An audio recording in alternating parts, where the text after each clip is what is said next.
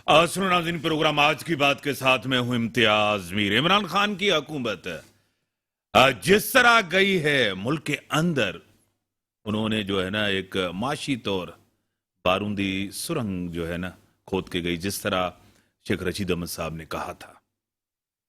ये जो इक्तदार का नशा होता है, ये बड़ा खतरनाक नशा होता है। खान साहब अभी तक इक्तदार के नशा उसके को जहन पे है, इक्तदार का नशा। मुल्क के अंदर महंगाई, बेरोजगारी अपने उरूज पर है। इस दौर में और ज्यादा महंगाई हुई है। और तारीख अगर पाकिस्तान की देखे तो इतना पेट्रोल कभी महंगाई नहीं हुआ था, जो इनके तकरीबन 28-29 दिन के अंदर 3 दफा पेट्रोल बढ़ा है। अब जब इस हुकूमत के ऊपर तनकीद करते हैं तो वो कहते हैं कि पिछली गवर्नमेंट जिम्मेदार थी। जब पिछली गवर्नमेंट पे तनकीद करते तो वो कहते थे नून लीग गवर्नमेंट जिम्मेदार थी। जिम्मेदार कौन है इस महंगाई का, बेरोजगारी का? इमरान खान साहब बुखलाहट का शिकार हैं। आज जिस तरह महंगाई मार्च में उन्होंने खिताब किया, उन्होंने कहा कि ये नालायक गवर्नमेंट है, और जिस तरह इस गवर्नमेंट को लाया गया है।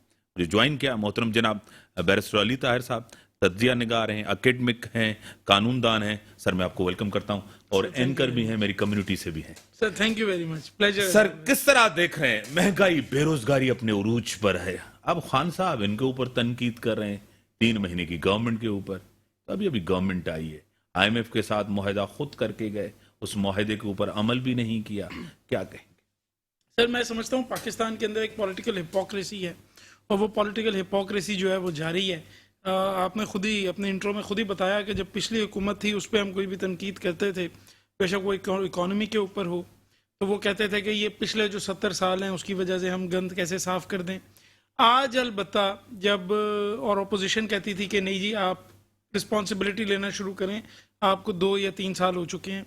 अब जबकि नई हुकूमत आई है तो जो इकॉनमी ख़राब हो रही है, अब पिछले वालों का कहना ये है कि हम सही छोड़ के गए थे, आप ख़राब कर रहे हैं, और इनका कहना ये है कि पिछले वालों की वजह से ख़राब है। तो ये तो एक पॉलिटिकल हिपोक्रेसी है, ये तो चलती रहेगी।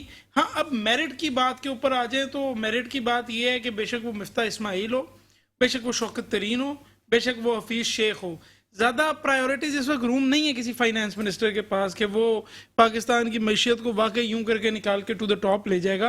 कुछ ग्राउंड रियलिटीज़ हैं, उन ग्राउंड रियलिटीज़ के मुताबिक चलना है।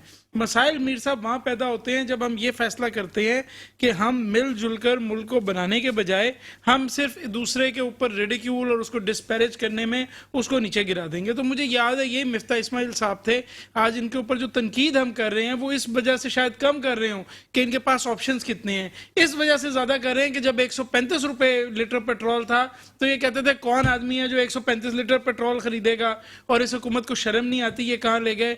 आज उसी फाइनेंस मिनिस्टर ने 85 रुपये 15 दिन के अंदर अंदर बढ़ा दिया, 233 से ऊपर पेट्रोल चला गया, और आज वो ये बात करते हैं कि ये मजबूरी है। तो ये जो बयानात इन्होंने खुद दिए थे और दूसरों को जो यू टर्न कहते थे, आज वो खुद सबसे बड़े यू टर्न बन के बैठे हुए हैं। और ये वो एक मसला है जिसकी वजह से एक अमेरिकन पॉलिटिकल साइंटिस्ट था, मुझे नुसरत सहर अब्बासी साहिबा GDA की MPA है, सीनियर रहनुमा है GDA की फंक्शनल लीग की, मैं आपको वेलकम करता हूं अपने शो में। जी बड़ी मेहरबानी। मेरे साथ बैरिस्टर अली ताहिर साहब भी बैठे हैं, आप अपनी बात खत्म करें फिर मैडम की तरफ। मैं सर सिर्फ ये कह रहा था, वो एक अमेरिकन पॉलिटिकल साइंटिस्ट था, उसने ये कहा था कि कभी उस कैंडिडेट को वोट ना डालना जो सबसे ज्यादा वादे करता है, उसको डालना जो सबसे कम वादे करता है, क्योंकि उसको अपनी ग्राउंड रियलिटीज का पता होता है। वो ये सोच रहा होता है कि मैं सच बोल रहा हूँ और मैंने ये सारा कुछ अचीव करना है। तो पाकिस्तान में अनफॉर्चुनेटली मसला ये है कि दावे बुलंदो बाद होते हैं, लेकिन वो उसके ऊपर जब प्रैक्टिकल इकदाम करने की बारी आती है तो मैं समझता हूँ पाकिस्तान का पॉलिटिशियन जो है वो दुनिया का सबसे डरपोक पॉलिटिशियन है।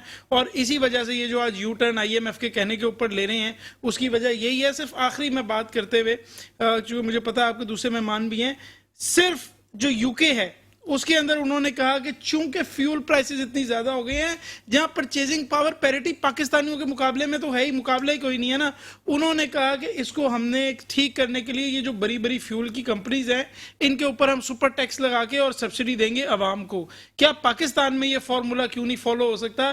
सिर्फ इस वजह से क्योंकि वही जो ताजिर है जिससे लेना है, वही जो इंडस्ट्रियलिस्ट है जिससे लेना है, वो तो इनके नाइट टाइम बडीज हैं, तो मॉर्निंग में वो इनके खिलाफ फैसले कैसे ले सकते हैं? ठीक है मैडम, आपके सामने है महंगाई, आपके सामने है फैसले, आपके सामने। नई गवर्नमेंट आई, महंगाई के खिलाफ उस टाइम लॉन्ग मार्च कर रहे थे। अब खान साहब जो है ना महंगाई के खिलाफ सड़कों के ऊपर है, क्या कहेंगी नुसरत सहर अब्बासी साहिबा? जी बहुत शुक्रिया, थैंक यू सो मच जनाब। देखिए महंगाई महंगाई महंगाई मेरे ख्याल में हर किसी के घर में अब ये रोना हो रहा है, और ये रोना ऐसे ही नहीं है। हकीकतन में अभी ये जो परसों और रात को बैठकर मिफ्ता इस्माइल साहब जब हंसते हंसते जब पेट्रोल की कीमत बढ़ा रहे होते हैं ना, तो यकीन माने उस वक्त अंदर दिल रो रहा होता है कि एक चीज है कि बंदा एक तकलीफ से बात कर रहा है अवाम के लिए, गरीब अवाम के लिए। जो गरीब अवाम में हम जैसे भी लोग अभी 10 बार सोच रहे हैं कि भाई क्या करें, इतना इतना महंगा पेट्रोल। एक चक्कर मैं असेंबली का लगाऊं और वापस आऊं तो मैं तो पूरी नहीं पड़ सकती भाई, मेरे लिए भी मुश्किल हो गई है। तो वो जो बेचारा दिहाड़ीदार है, वो जो बेचारा रोजाना 200-300 कमाता है, वो क्या करेगा? लोग इस कदर फ्रस्ट्रेट है, इस कदर फ्रस्ट्रेट है। ये हुकूमत जो पीडीएम है, जो 10-11 जमातों की एक हुकूमत बनी है, इन्होंने की ली हुकूमत तो क्या सोच कर ली हुकूमत? हमें तो ये समझ में नहीं आ रहा कि एक हुकूमत को आपने खत्म कर दिया। अगर उसको खत्म किया तो क्या यही ना कि आप आवाम को रिलीफ देने के आ रहे थे? अगर आप आवाम को रिलीफ देने के लिए आ रहे थे और एक जमात नहीं है, हाँ तो एक पार्टी होती तो हम कहते कि इनसे गलती हो गई। भाई वो 10-11 पार्टियां, जिसमें से 2 मेजर पार्टियां पाकिस्तान की, पाकिस्तान पीपल्स पार्टी और PMLN, जिनके अंदर सीनियर रहनुमा बैठे हुए, जिन्होंने बड़ी अपनी हुकूमतों में इस मुल्क में बड़े बड़े वजारतें संभाली। अब वो कहाँ हैं? अब उनके मुंह से कुछ निकलता ही नहीं है, सब मुंह छुपाकर बैठे हुए। रात को मिफ्ता इस्माइल ऐलान करके फिर माइक किसी और को पकड़ा देते हैं, उनकी खुद जान जा रही होती है।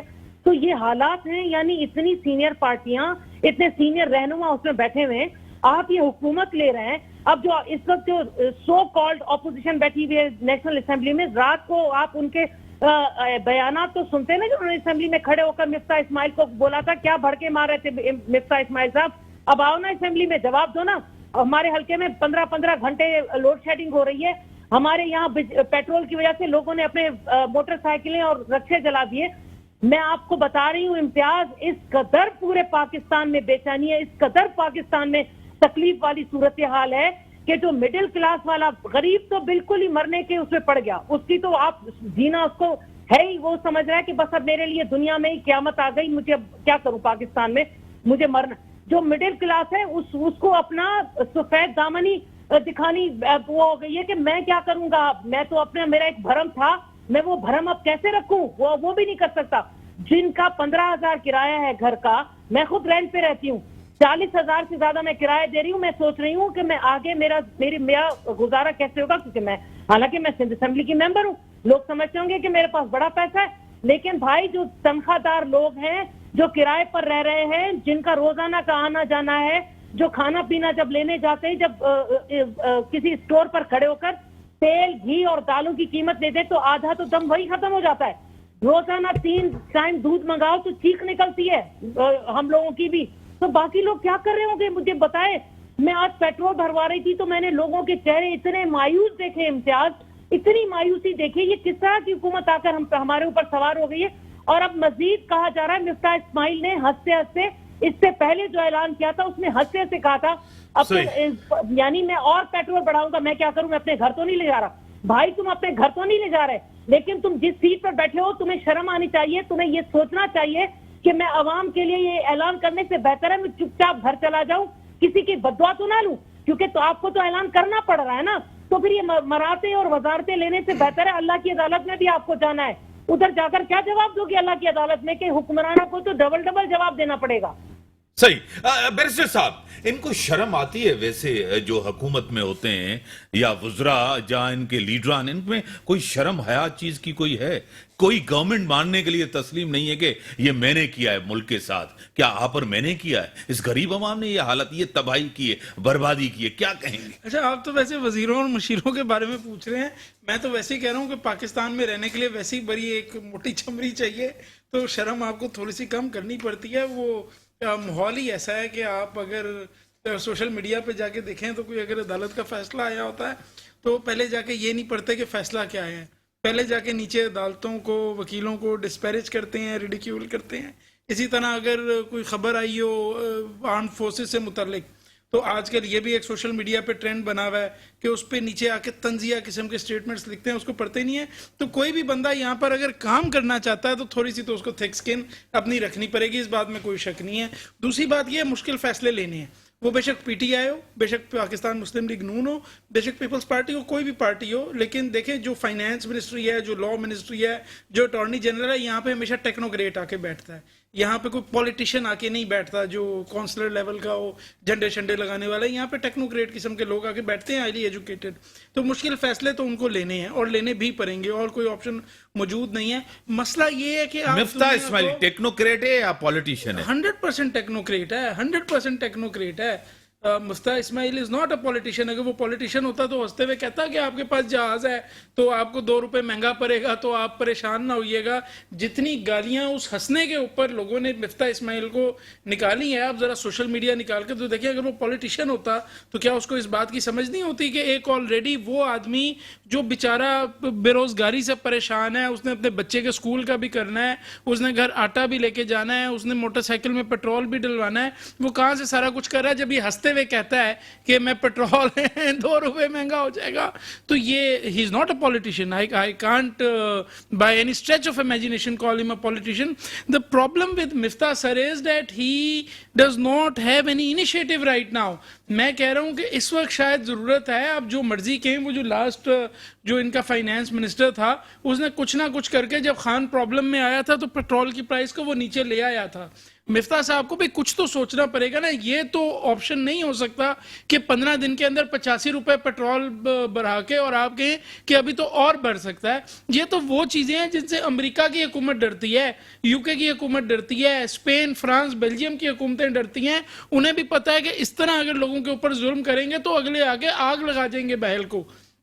ये लुई 16 वाली सिचुएशन की तरफ हम जा रहे हैं कि वो कहे कि रोटी नहीं मिल रही आवाम को, तो वो आगे से कहे कि अच्छा फिर उनसे कहो कि केक खा लें। देयर सन, वो हम जब देखते हैं तो वो जो एब्सकॉन्डर्स बाहर बैठे हुए हैं वो हाई लेवल ऑफिशियल मीटिंग्स में और फॉरेन मीटिंग्स में साथ घूम रहे हैं। वहाँ पे बिजनेस मीटिंग्स हो रही हैं, पाकिस्तान से पैसा इन्वेस्ट करने की बातें हो रही हैं, और यहाँ पर जो बंदा बेचारा जो मेहनत कश है, जो मजदूर है, रिक्शा चलाने वाला है, दिहाड़ीदार है, कोई लीमू बेच रहा है, कोई अमरूद बेच रहा है, उसका आप हाल तो देखें बेचारे का। ठीक है, ब्रेक का टाइम हो गया है, आप टेलीफोन लाइन पे रहें। नुसरत सर, आबादी साहिबा, मैं आपकी तरफ आऊंगा ब्रेक के बाद।